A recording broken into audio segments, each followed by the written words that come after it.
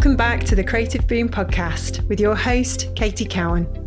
My next guest is Robert Lomas, an independent designer in Manchester working across animation, illustration and branding. I've known Rob since 2013 through Design by Day, a design studio in Manchester. He's just enjoyed his first year as a freelancer and has been moving more into the world of animation, enjoying lots of interesting side projects to push his skills and win new clients. In March, I invited Robert round to my house to have a chat about his career and how he's found going solo. Here's what we had to say.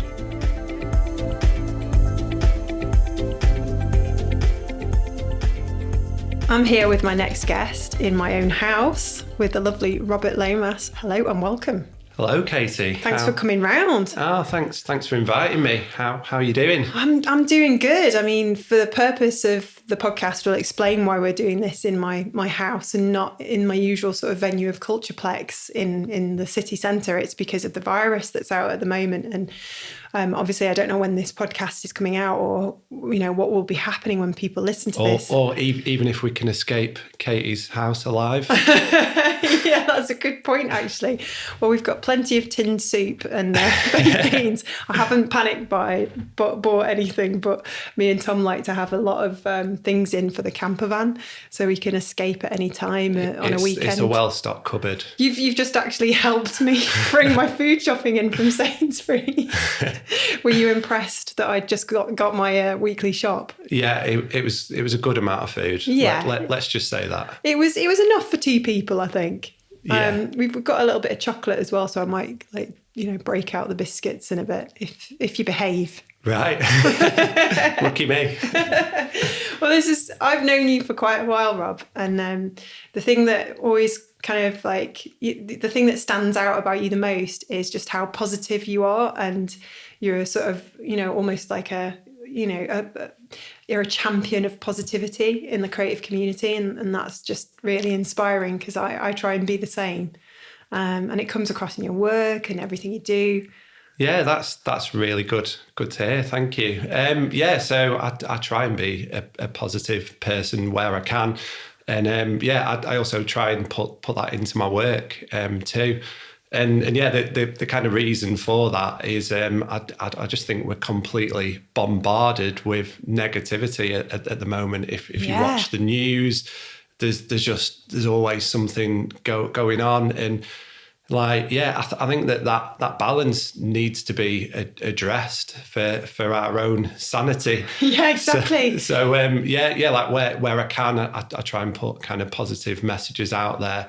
And my work is quite bold and colourful. So hopefully I can cheer a few people up. Oh yeah, you do. There. You do. You cheer me up. I love that. Is it 360 days of type project that you did? Yeah, the 36 days of type. Oh, 36. I was going to say 360 is probably a big commitment for what you were doing. Yeah, that's quite a few more letters there. But so for the 36 days of type, last year I created a series of animated letters using kind of bold, bright colours and just exploring kind of lines and journeys, and it got kind of pretty psychedelic at times. Yeah. But it was something that I kind of really enjoyed doing, and then kind of leading on from that. At the moment, I'm working on a series of just animated phrases that I put out on my Instagram. Just kind of positive messages, really, that I put out once a week. And like I said, if someone can kind of look at my dancing type and it can kind of cheer them up a bit, then that's brilliant. That's amazing. I mean, you actually kind of fell into animation. Was it when you were working at Design by Day? Yeah, so I started, I was working at Design by Day for the best part of 7 years. You were?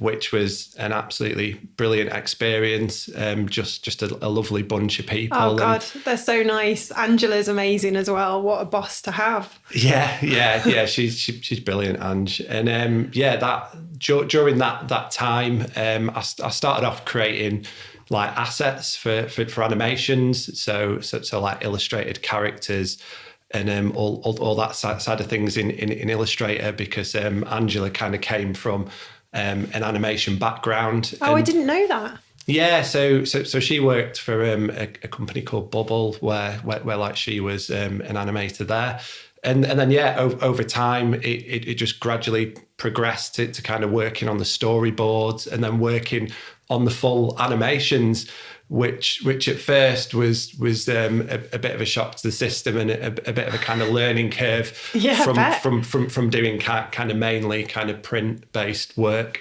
Yeah. But yeah, like I really enjoy animation now, and I really love the kind of fast pacedness of the projects, and also I think it's a medium that really kind of suits what I do, because I love exploring journeys and stories, and yeah, it's a great thing to work in. That's great. So you've kind of started off as a designer illustrator, moved into this completely new field, and after 7 years of working at the lovely Design by Day, you're now working for yourself. You've gone freelance.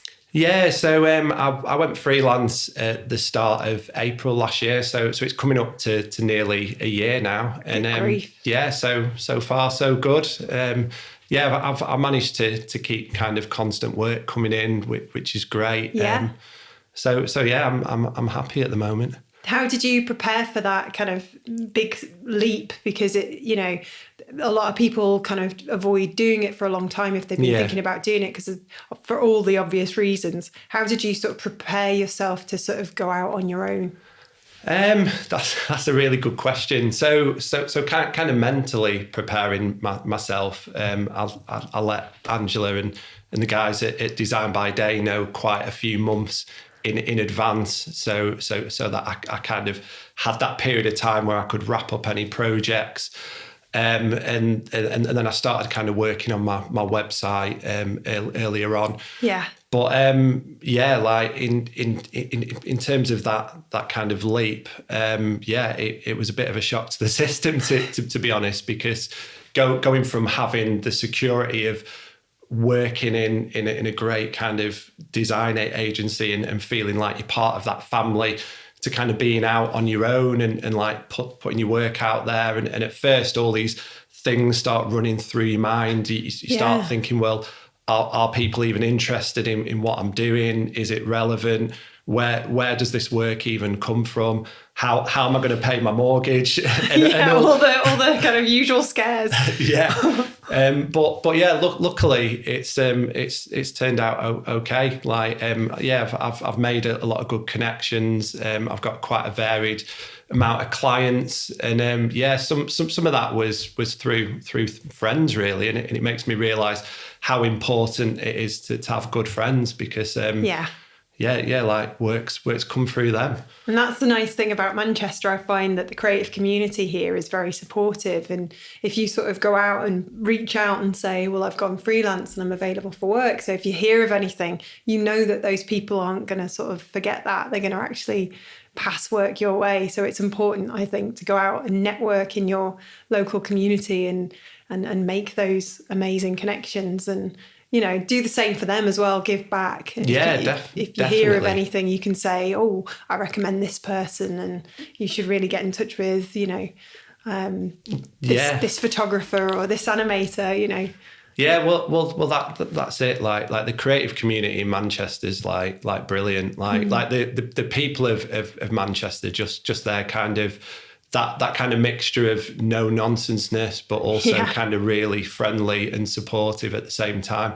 That's amazing. And also there's a lot of great like events going on. We're so lucky, aren't we? Yeah, we are. We are pretty spoiled, and there's a lot of people working on really brilliant projects, which is totally inspiring.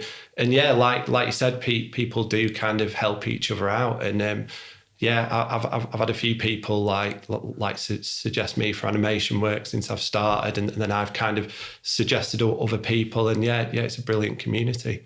Well, I'm going to suggest you to a couple of people as well who are probably in need of some moving images. So great stuff. Thanks. No, that's all right. You can leave the money by the door. I'll pay you later. It's fine. That's great. So what have you found has been the most surprising thing about working for yourself? What were you kind of not expecting? Was there anything, or was it all kind of pretty straightforward and from the get-go? Yeah, I think it's gone pretty smoothly so far. I really like the way that I've been able to kind of shape my work around my life, because like I've got a 3-year-old son, Jack. Yeah. And that's like part of the reason why I went freelance, really, because when those little people come along, they kind of completely change everything, really, and they change your mentality. And yeah, like I love the kind of flexibility of like being able to shape my work around that.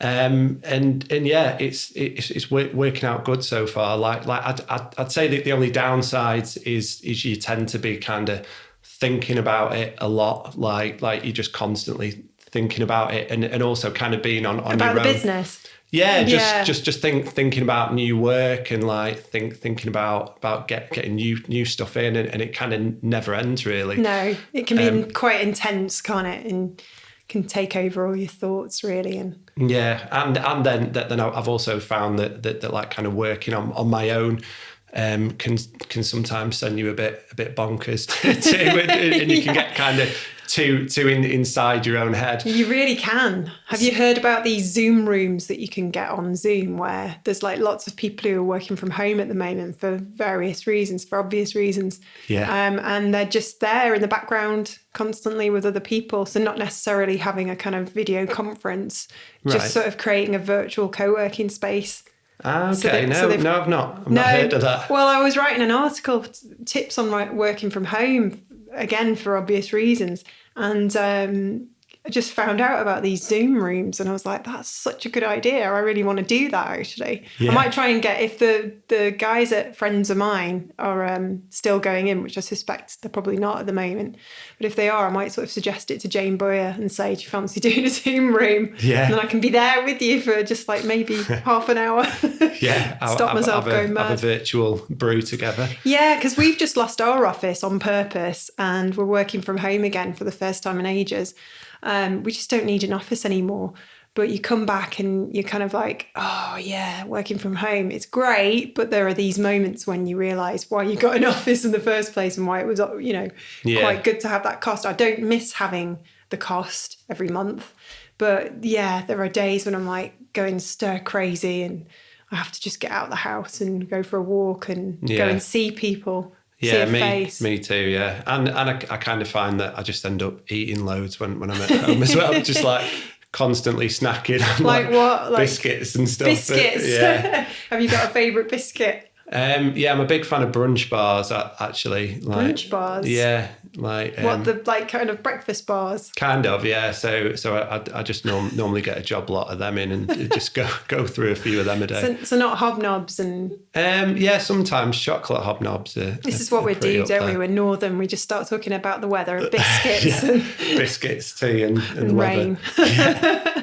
Well, it's a nice day today, isn't it? It is, yeah. Yeah, it's good to get a bit of sun, actually. I've not seen that for a while. No, it's been a pretty kind of strange winter, where we've just had rain after rain after rain, and even more so in Manchester. So to just see that, sun coming through the blind is like, whoa, what is this thing? That's nice. I should go out today and get some fresh air. Yeah, but instead you're in here talking to me. Yeah, well, that can't be helped. Needs must. I'm really enjoying this podcast, actually. It's been great. I think side projects are really important, not just for like learning new skills, but it's like so good to motivate you, isn't it? It just kind of gives you that confidence boost. Did you find that when you were doing your 36 days of type? Yeah, well, when I first kind of started working on that, I'd obviously been aware of the 36 days of type project for a few years. I've been following it on Instagram, and I always thought, right, I want to have a go at that, but I need the kind of right time. And I also thought, right, I want to do an animated letter for each one. That's a lot of work. It is a lot of work. and I kind of had an idea for the first couple of ones to start off with. So I started out, and then like after a couple of days, I thought, actually, this is pretty tough. And like a few of the days I got like round to like 10 at night or something. I'd still not done the letter, and I'm like panicking, trying to get it done. And obviously fitting those kind of that extra time to do that in around client work and Jack and family life as well was tricky. But yeah, I was really happy with it because I think I learned a lot, and it also I learned a lot about what I was interested in design as well, and what messages I wanted to put out there. Yeah, definitely. I mean, we're not encouraging overworking or anything like that, but sometimes we have to find the time to learn new skills and maybe push ourselves to then make ourselves better, in our normal working days. Gavin Strange, who works at Ardman. Oh yeah. He's got a very strict routine where I can't remember what he called it. It's something like passion projects. Yeah. And he sort of really, really makes them a focus in his sort of evenings, possibly Monday to Thursday, I think. And then he has like Friday, Saturday, Sunday off. And having met him and sat opposite him, I mean, a friend of mine said, "You've met the male version of you." I was like, really? Am I that kind of energetic? Can I not sit still? Because he's just he could not sit still. And I said to him, I can imagine you just find it really tough to switch off and not be creative because, he's kind of always filling his time with all these amazing things. But I think you have to be careful. You've got to kind of keep that balance and that downtime, because we have been for quite a few years been given these messages, haven't we, about working hard and hustling and all this kind of stuff. But actually, I think the balance is coming back. Everybody's realising that actually you do need that downtime. Well, like at the end of the day, like your family life is more important than design. It's as simple as that, and you need to kind of make it work for you. For me, like I've got like one of those brains that just keeps on whirling, and I can keep on doing work. And I needed to kind of find ways to kind of deal with that. And like one thing for me is kind of having a good routine. So like in the morning, I'll meditate for 20 minutes. Right. And then I've got a dog, Taff, like a little Welsh terrier. So cute. So like I take him out in the morning as well, and then at lunchtime. And like just having that kind of break from the screen, no matter how kind of busy I am, I think that really makes me work better, and also stops me kind of getting like really kind of stressed out about stuff, agitated about all the stuff that you want to achieve and do. Because like when you're in that kind of frame of mind where you're super agitated and worked up, you don't produce your best work anyway. So and also with creative stuff, it takes a bit of time for it to come, and you need to give it that little bit of space for that kind of magic to happen, that idea to kind of click, or that kind of process for it to develop. And if you're kind of in that kind of agitated, het up mood, then you're trying to force the idea, and it's almost like giving yourself a Chinese burn, isn't it? Like basically. And you didn't hand those out in school, did you? What, Chinese burns? No, I just sit in the corner doing them to myself. So meditation is a great way that I find like helps me with that. It just kind of calms me down, makes me kind of think more clearly, stops all that kind of whirling in your brain. There's also this thing that the Buddhists refer to as the monkey mind.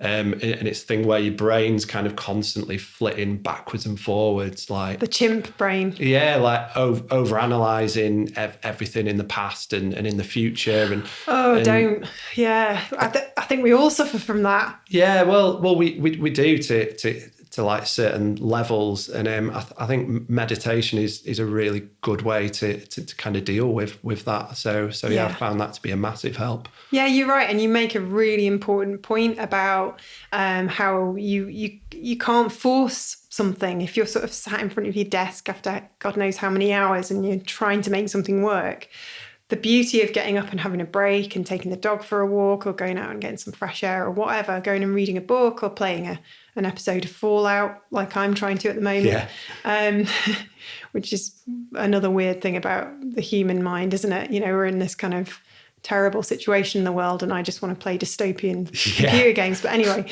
and actually the creative process, the work happens when you've stepped away from it, when you've just given yourself that breathing space and you're not actually consciously thinking about work. And I can be out on a jog, or I can be sort of doing the ironing or the polishing or whatever. Or I can be like having a nice walk in the park. Yeah, or like in the shower.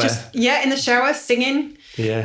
And then it can all just sort of like suddenly click. It was like I was brushing my teeth this morning, and Tom, who's got the attic upstairs, that's his office, and I've got the little office downstairs, and I was brushing my teeth and then finished, and the idea had come into my head, and I shouted up the stairs, and what I shouted up the stairs was a massive solution to a problem that we've both struggled with for like probably a couple of years. And he stood at the top of the stairs. This is what we do. We have like a little conference. He stands at the top of the stairs in the attic. Shouting up to I'm like, Tom, I've worked out what we're going to do. And he'll be like, yeah, I've been thinking about this as well. This is why we work really well together as, business owners. Because he'll be on the same page, but we'll just be going through a similar sort of process. We'll just be figuring things out together, but not together, if you know what I mean. And that's kind of a bit weird, how I'll sort of shout up the stairs this one thing and he'll go, yeah, I think that's about right. I've been thinking about the same. And yeah, I mean, the thing I'm talking about is we grew an agency together, as you know, because we shared an office a long time ago, and kind of grew it and kind of realised it wasn't for us, and we've downsized it since. And our business has evolved, and this is the thing, you don't stand still, do you? Things are always changing. The world's changing. What clients need changes when you're working in communications. You've kind of found a kind of niche with animation, and you're realising that that's a really good choice for you, because not only do you really enjoy it and love it and found that you're really good at it, it's something you realise people need. And that's it. We're going through a similar thing, We're kind of thinking, what are we? Because we were at this and now we're this. And the thing I shouted up the stairs today was like, I've worked it out. We do marketing. Well, sometimes it kind of takes quite a while to realise what it is that you can kind of offer people, really. And this kind of year of by the way, are you okay? Is that you were coughing then? It's nothing serious. Okay, it's just the water going down. That's all right. Down the wrong hole. But we shouldn't laugh, really. But this year of like freelance, it's also kind of made me kind of assess kind of where I'm at in my work, what kind of interests me, like where I can go next, like what areas I want to push into and like learn about, and also where I've kind of come from and like what my kind of work's about, really, which has been great. And I'm probably not there yet, not anywhere near there, but it's a good kind of time it's great that I've had this kind of bit of extra headspace to be able to kind of explore that. Yeah, totally. You're right. When you work for yourself, when you work for someone else, you're obviously, well, you might not, but if you're good at figuring out how you're going to progress when you work for someone else, you might be thinking, my boss has sort of mentioned a couple of times recently that some projects have required animation and there's nobody in-house currently doing that. Now, if you're savvy, you'll go, I quite like the idea of that. I'm going to learn it. Turn around to my boss and say, well, actually, I have those skills, or I would like to learn how to do that. Could you potentially, invest in some courses for me to be able to, improve my skill set, because I'd really like to do that. But when you work for yourself, that's kind of, that's something that you think about even more, because you're having to think about where the work's coming from and how you're going to make a living. And it's you're quite right. You get this entrepreneurial mind and you're like, okay, where am I going to be able to progress and improve? How can I stay relevant? Yeah. The biggest fear of all, I think, for most freelancers, how can you stay ahead and be competitive and as much as we love all our fellow animators and marketeers in Manchester, we've got to kind of push ourselves forward and be the best we can be, so we get that work. Yeah, well, I don't necessarily think about it as a kind of competition or as kind of staying ahead. Really, I'm just kind of thinking about it as in what I'm kind of interested in and what I feel comfortable doing. Yeah. But yeah, the animation thing, that I've just kind of fallen into that in some ways. But yeah, like one of my kind of main clients that the way that came about is because one of my friends works there, and it's like quite a big company. Yeah. And their kind of social media output just wasn't great at all. Right. And yeah, like he kind of approached me and like said, like we could really do with like some good social media, because it's a really big company that are doing really well at the moment. Yeah. And the kind of social media just wasn't portraying that at all. So yeah, I like went in and like met the boss of the company and a few of the guys there. Sure. And I like put a presentation together, and I didn't show any of my work at all, but basically I put a presentation together that said what I could offer them and why that was important for their company at that time.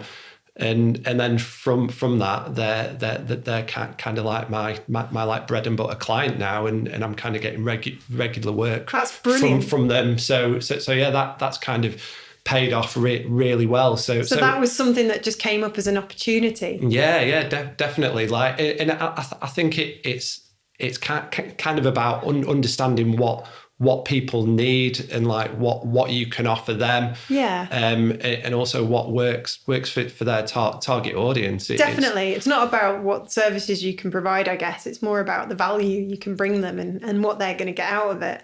But going back to like, trying to beat the competition and all this, I guess we've kind of me and Tom have never really done that. That's never been at the forefront, because we've always had this attitude that we think there's enough work to go around. Yeah. At the level that we're kind of operating anyway, we're not a massive agency. We're not having to sort of pitch, which is, something I don't like doing, pitching.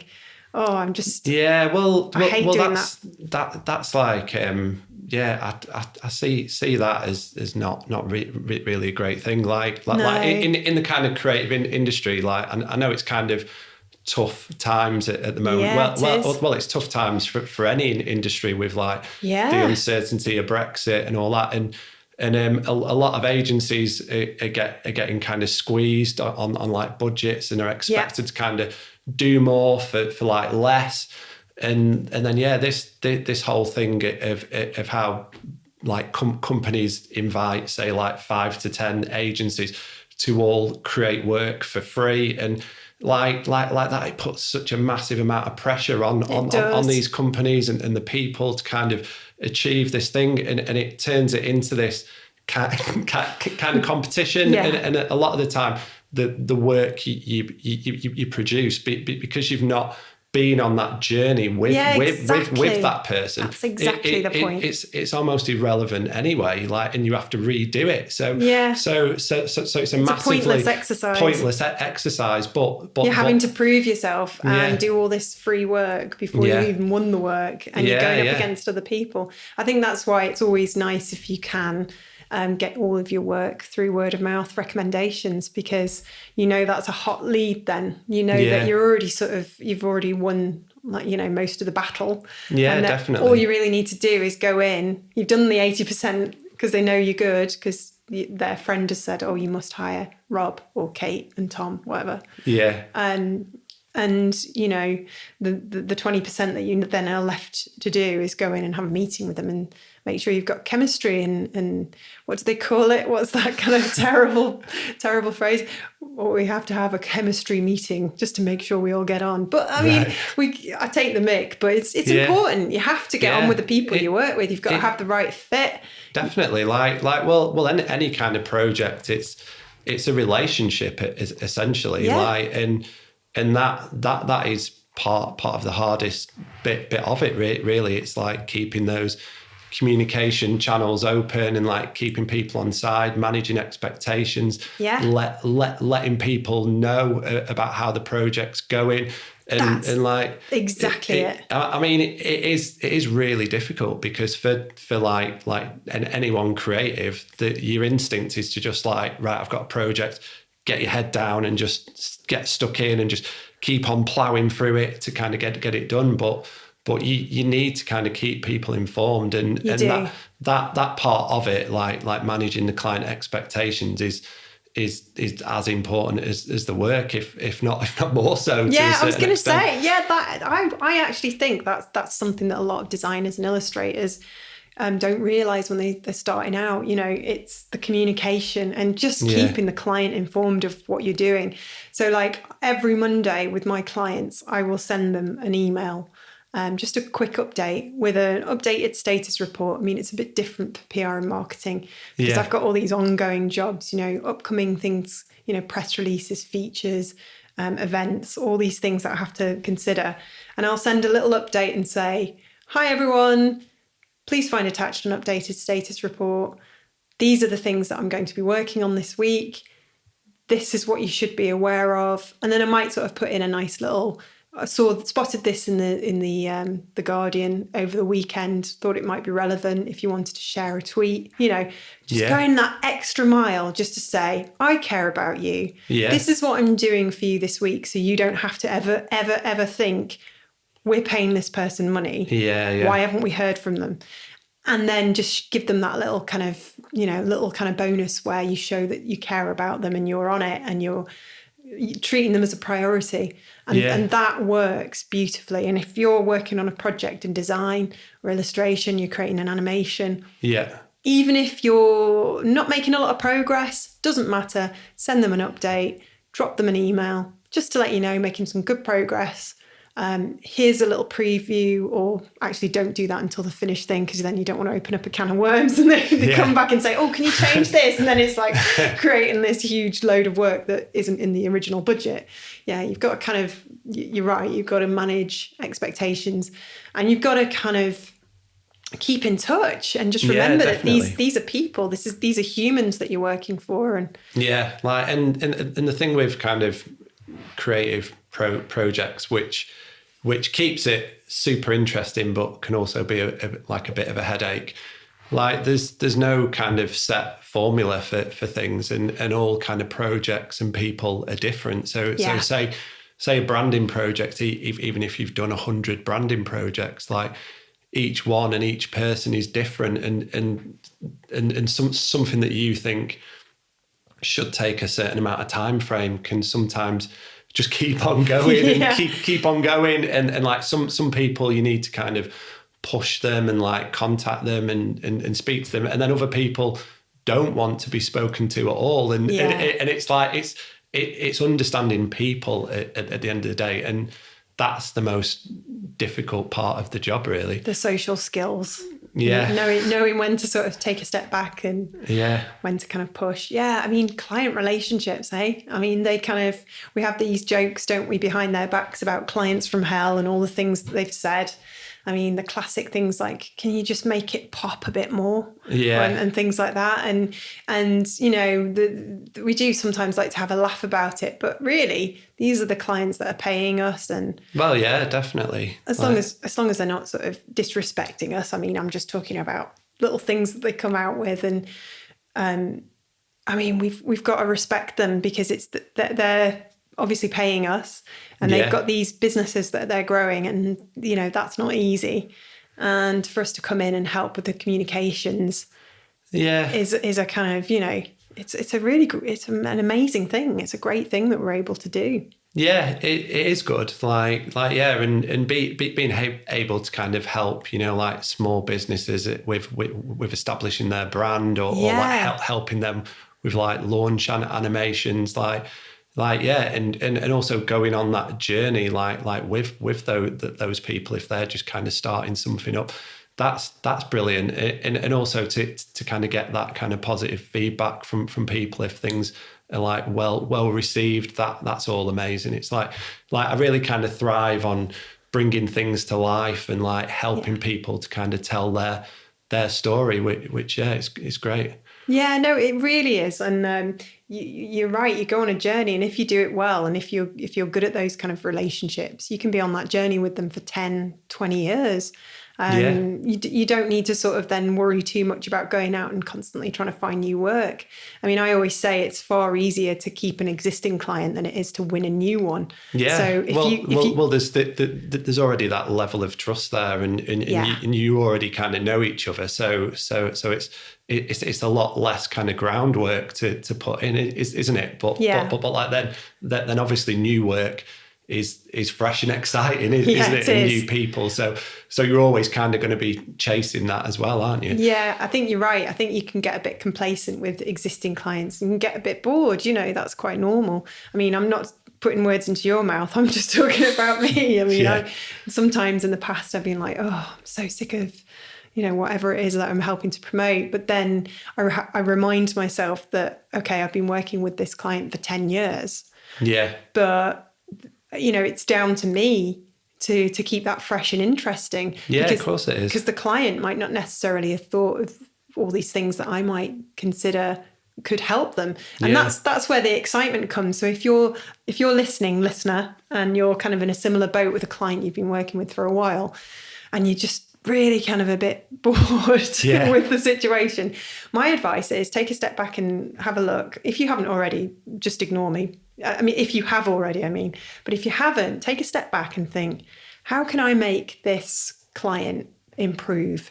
What things can I suggest? And by doing that, not only are you showing that you care because you want their business to be better, because if their business is doing really well, then that's good for you.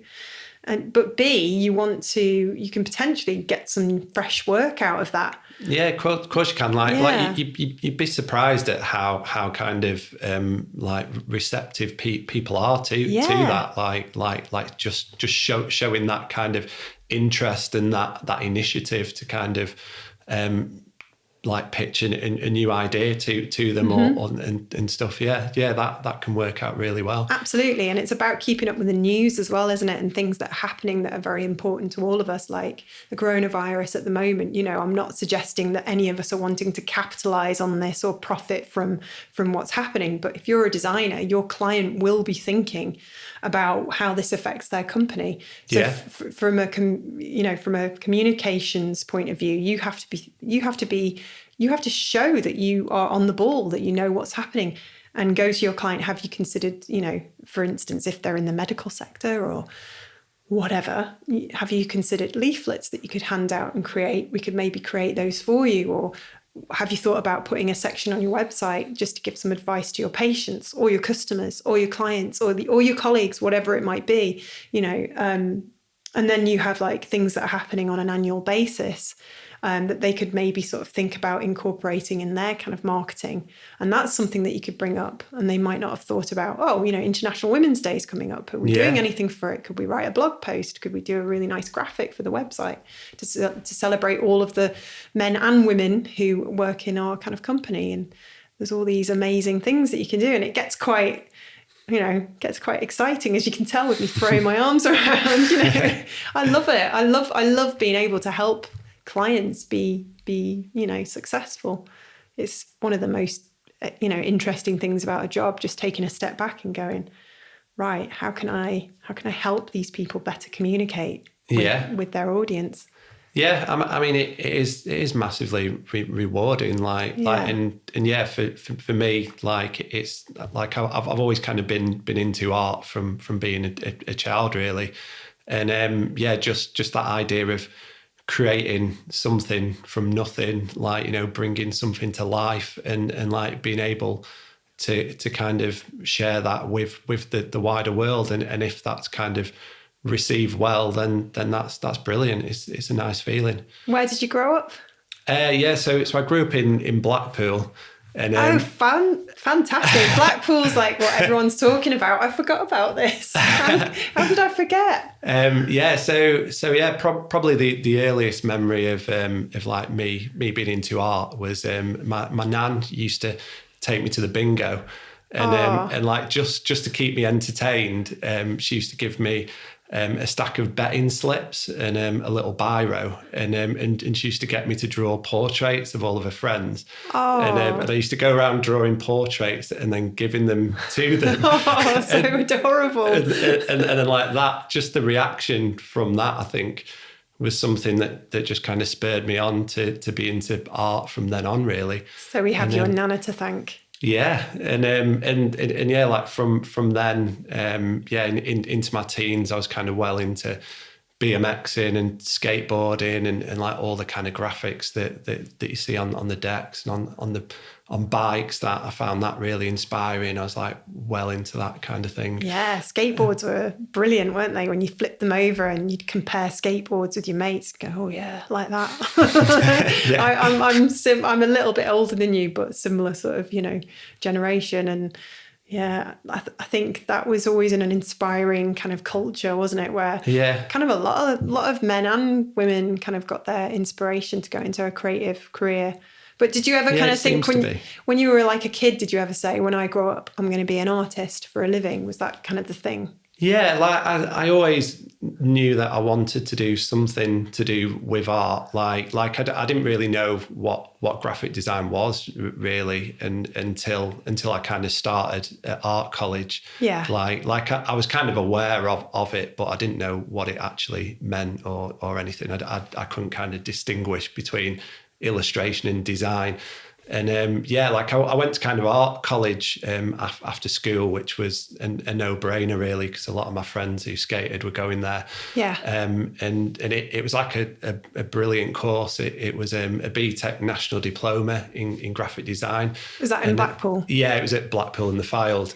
And it was quite a varied course really. Like part of it was life drawing, and like part of it they just get you to get a chair and like sit outside and just draw the building, or like draw the trees for like all afternoon, and then part of it was photography, and then there was another part which was graphic design, and it was all about kind of breaking down kind of ideas really, and like how you can visually represent them, and it was kind of using layout paper and fine line pens, drawing out loads of rough kind of thumbnails and like going through that process and until you get to this kind of final outcome. And like a lot of that process is what I use today in my work. That's brilliant. And like I suppose what I actually do today kind of combines all of that stuff, because I start off with like the hand kind of sketch stuff in pencil, and then that goes onto the computer and more refined, and then into Illustrator, and then I kind of make that move. So it kind of combines the whole like spectrum of what I did when I was growing up, really. Oh, that's lovely to hear your journey, and you now live in Manchester. Do you ever?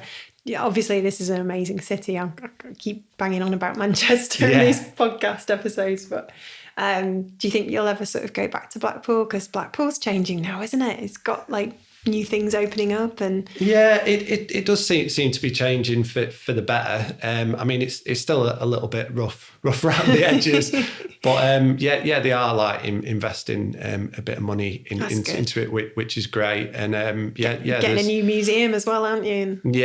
Yeah, so I know you're the collective voice of Blackpool. I'm actually the mayor of Blackpool in my spare time.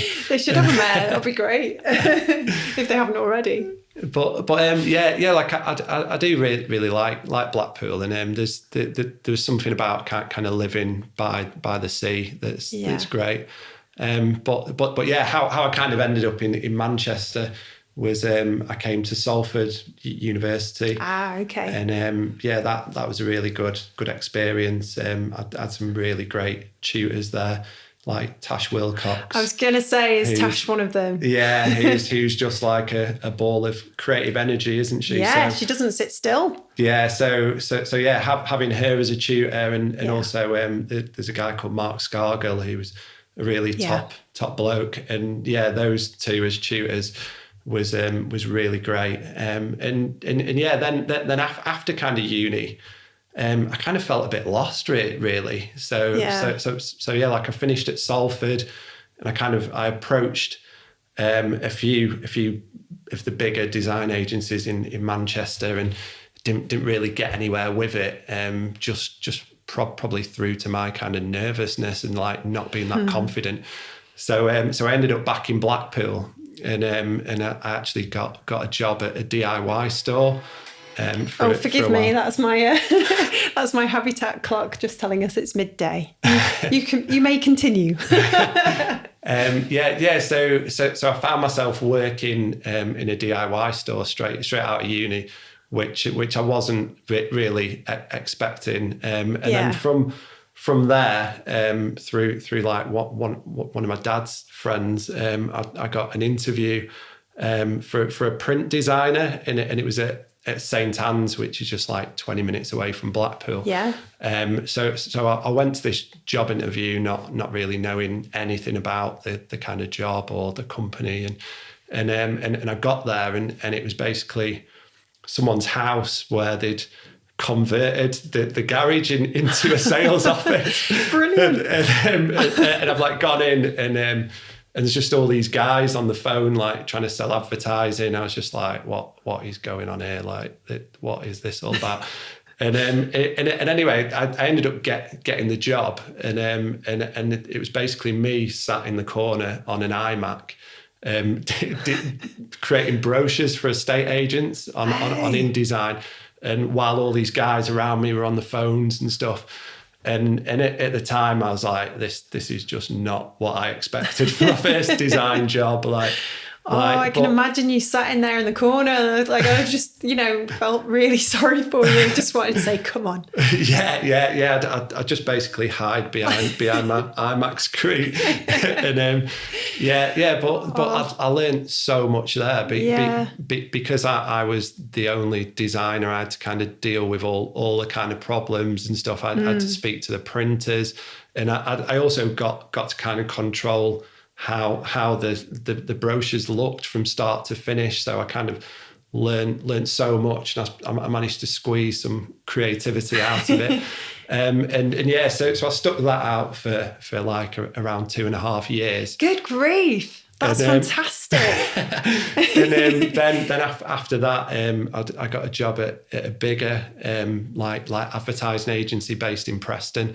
Oh gosh, so you've moved around a little bit. Yeah, so there that was like quite a big place. They had like 10 designers and quite a smart studio, and I was like, right, this is it now. Like I'm working with other designers who I can learn off, and we're having meetings talking about ideas and stuff. This is great. And then the economic downturn kind of happened 2008.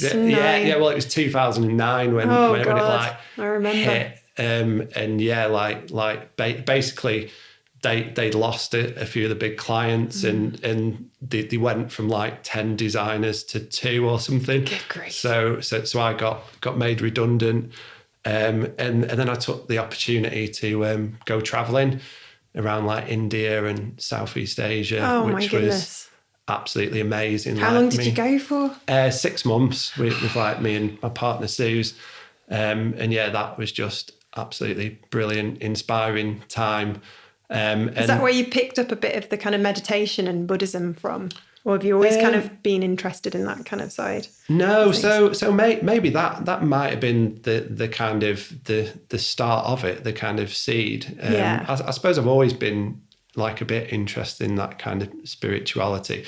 But no, the meditation came from Design by Day, really, because basically there's a guy called John Markham, and he teaches transcendental meditation. I didn't realise he did that. And he's a designer, isn't he? No, I'm thinking of someone else. You think it's someone totally different. I was going to say. Sorry, John. But wow, man of many talents. Carry on. Yeah, and like Angela, who runs Design by Day, she was kind of interested in transcendental meditation at the time. Yeah. And she basically said to the guys at Design by Day, oh, if you want to go on this course, like I'll kind of pay for half of it, which is brilliant. And that sounds like Angela. He came in and did a talk to us, and just everything that he was saying just made a lot of sense to me. And anyway, I did the course that was like back in 2014 now.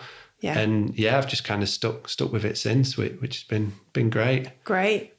That's brilliant. I'm going to have to ask you more about that because, I think I could do with some sort of help to keep my brain from whirring. I find ironing helps and gardening. But anyway, that's what that completely... non-stop ironing. Just like ironing. Keep an ironing board next to you all but day. But they do say, don't they, that those mundane tasks, if you don't want to sort of do the kind of official, not that there's any official meditation, but if it's not for you, or you're kind of a little bit, I'm not frightened of it.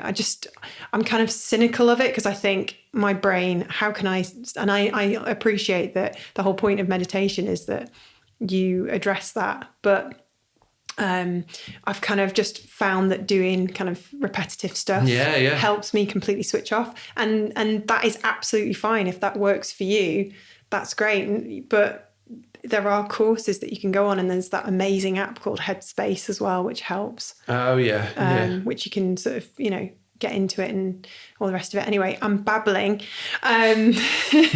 What I was going to ask you was, because we keep going off on tangents, don't we? So you came out of the Preston company and you came to Manchester, did you? Or no, so going back to that. So we went travelling, and then after that, I worked in a t-shirt screen printers, right? For about a year and a half. So I worked in the art room there. And that was a really good experience as well, because I learned a lot about colour. I was kind of setting up the artwork, designing some t-shirts as well, which was great.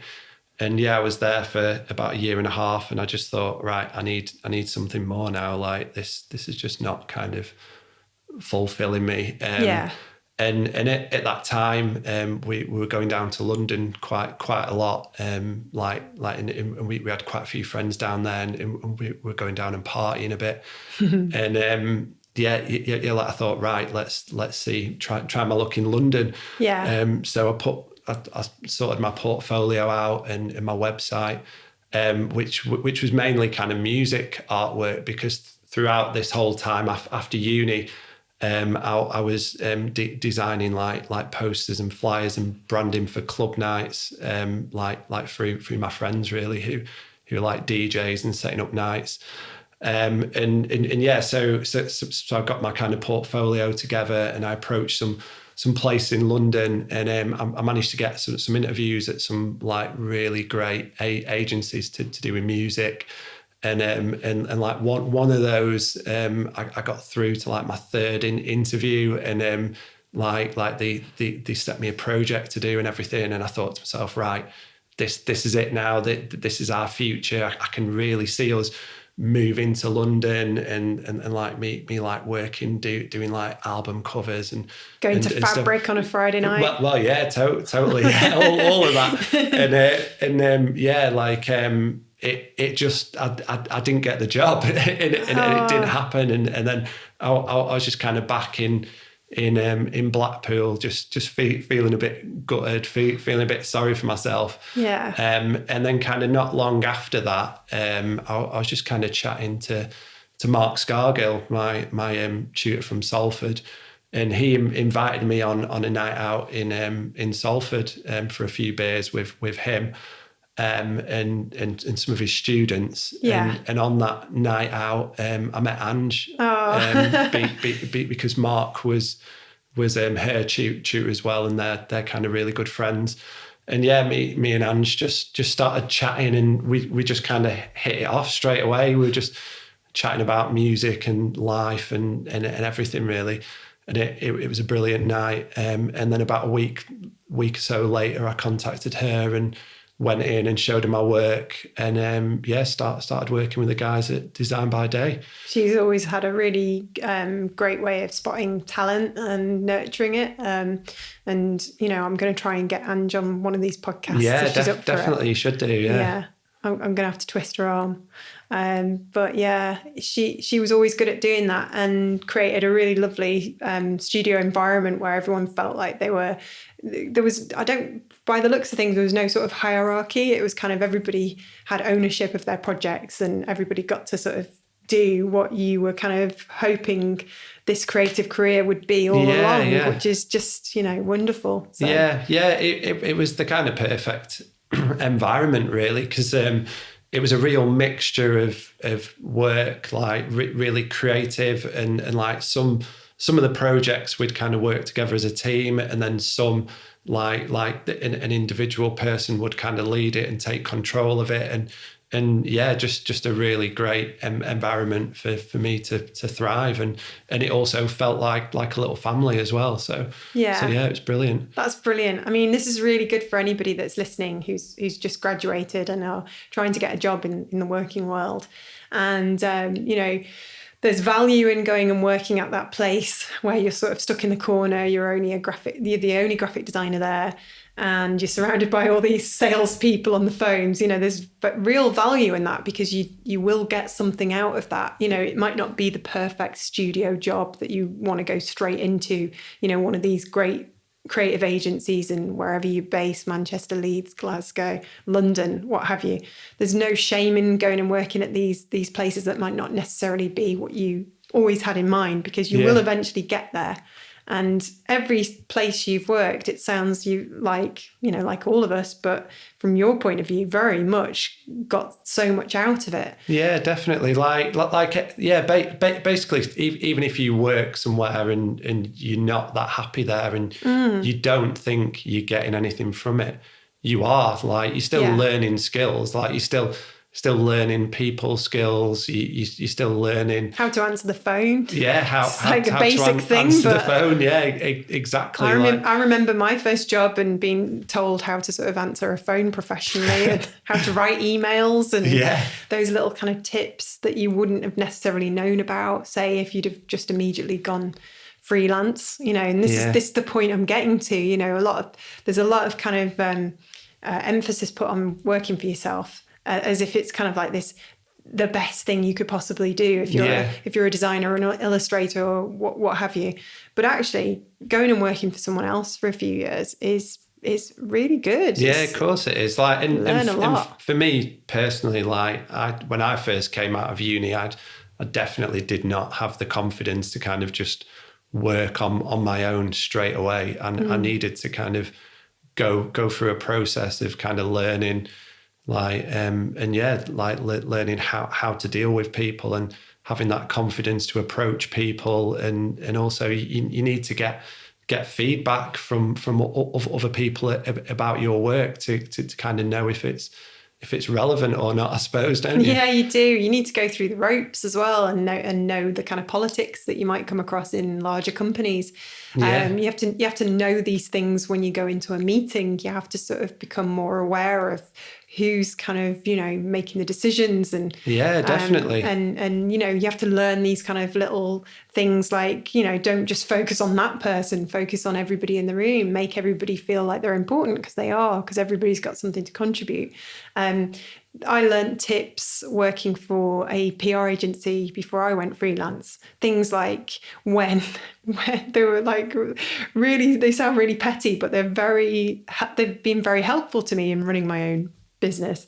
Like if the food comes out, if you're having a lunch meeting with a big client, if the food comes out, don't just immediately go for it. Yeah. Don't just go head first. I'll have a quiche and a sausage roll. Just let other people, especially the client, dive in first. Let them take the lead. Little things like don't immediately just sit down. At the boardroom table, just to sort of let them take the lead again, and if anything, let them invite you to sit down, or you could even sort of say, just these tiny little things, isn't it? Like, where would you like me to sit? Yeah. Somebody might have a specific seat and you go and sit in it, and then it's a massive faux pas. But you don't learn all these tiny things until you actually go put into those situations, exactly. basically. Yeah. And we've all been there.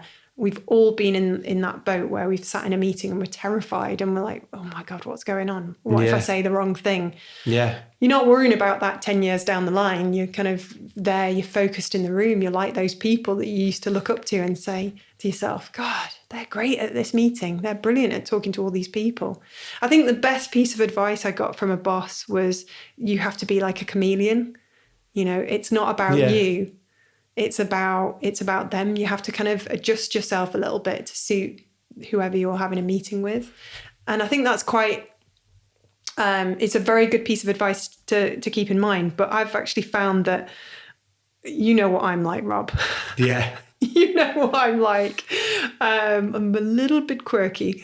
And I found that as I've got older, I've realised it's okay to show a bit of personality. Yeah, it's definitely. all right. There are bounds, aren't there? You've got to know that you've got to be professional. Yeah. But your clients are human. They want, of course they are. Yeah, that's you. That's exactly what I was going to say, because like you do need to be professional and like go through all these steps and like understand how things work and who's the best person to speak to and when to kind of bother people and phone them or to leave it and all that. But a lot of that is kind of instinct, really. Yeah. But also what I was going to say is you can easily get too kind of hung up on all of that and not let your kind of personality come through. And like for me, like my kind of clients are people that I can kind of talk quite openly to, which like I'm pretty lucky in that way. But yeah, it's good to have a laugh show that you're human as well. Exactly. And like, be positive as well. That's another good tip. Yeah. You know, like how I've seen in meetings, which is, you know, I think it's a bit of a mistake, but the best tip I ever had about that was to be positive. So like if your client says, how was the journey here? Don't go, oh, it was a flipping nightmare. The M6 was chocker. God, there was queues all the way up to junction 16 or whatever.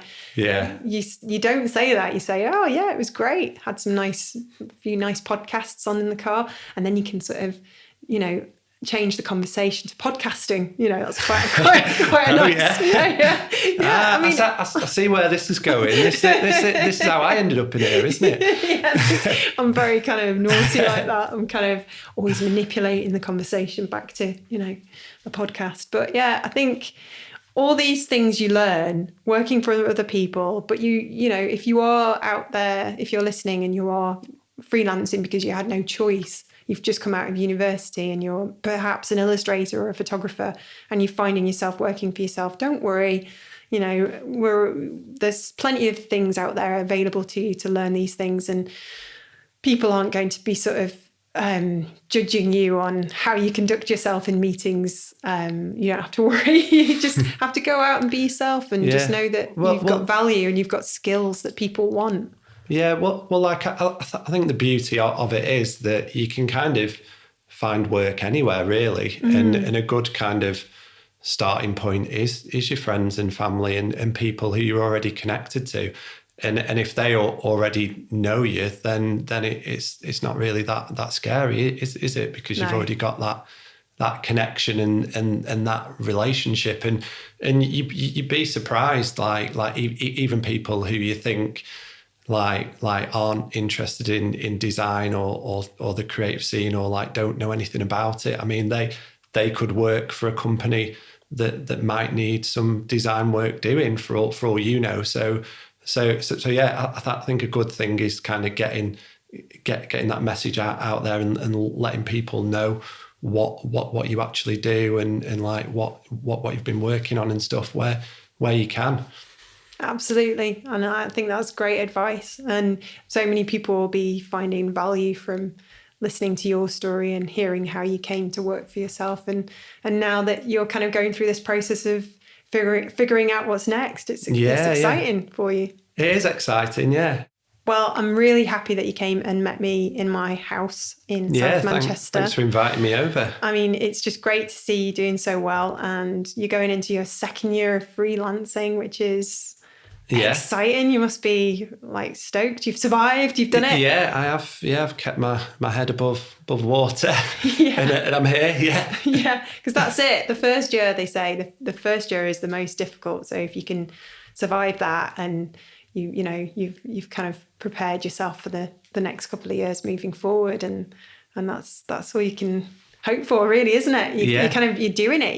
You're making money on your own, and Yeah, I am. Yeah. So yeah, kind of looking forward. I mean, like more of the same, really. Like more animation work. It'd be great. I've got a few interesting collaborations coming up that I want to do.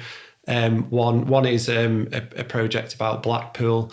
So yeah, that's something that's kind of in the pipeline. It's been on the back burner a bit as we've both been a bit busy. But yeah, I mean, I'm feeling positive about the future, and yeah, it's all good. Brilliant. That's what we want to hear right now. With everything that's going on. We need more Rob Lomas in our lives, I think. And if you want to follow Rob on Instagram, where he's sharing these little side projects, it's at Robert Lomas. Is that right? That's the one. Yeah. Oh, I got it right. Yes. Well, it is my name, isn't it? Well, so yeah. It wasn't too tricky. Yeah. Well, it's an unusual name. I haven't heard the surname Lomas before. Oh, have you not? No. Where's it from? Do you know? Have you done any kind of family tree research? Yeah. Well, I think it's got a bit of Spanish in there, but then all of my family are from Sheffield way, and I think there's Lomax kind of comes from there around that way, and then that kind of got converted into Lomas along the line somewhere. So yeah, nice. My dad does a bit of family tree research, so if you ever want to delve deeper into the ancestry, you know where to go. Okay, yeah. I might hit you up about that. All right. Well, thanks so much, Rob. Thanks for coming, and I wish you loads of luck and stay in touch. Brilliant. Thanks a lot, Katie. Cheers. Thanks.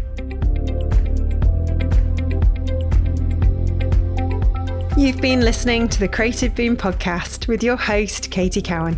If you enjoyed this episode, please subscribe or leave us a review. Go to creativeboom.com/podcast to find out more.